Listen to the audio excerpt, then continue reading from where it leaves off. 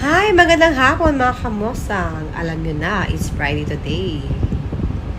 Kaya, kailangan nating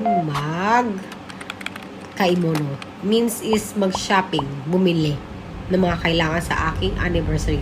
3rd year anniversary ng aking own business dito sa Japan.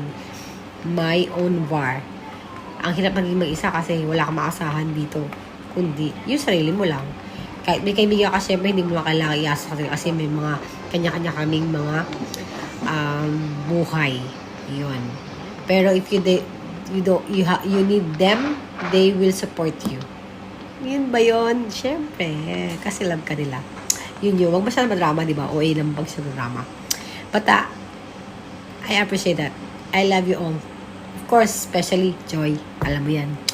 And, eto na nga, namimili ako ng Fukuro, yung wrapping, because I don't have time to make my own name, my own tag, because we don't have time. I don't have time to.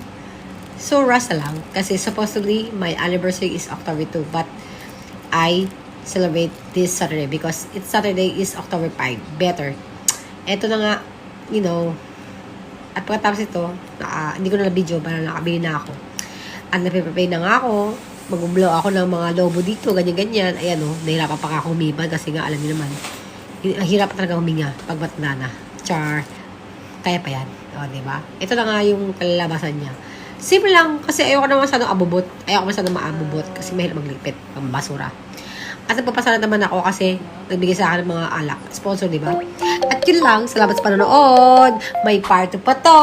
Thank you, guys. Mata ne. Mwah!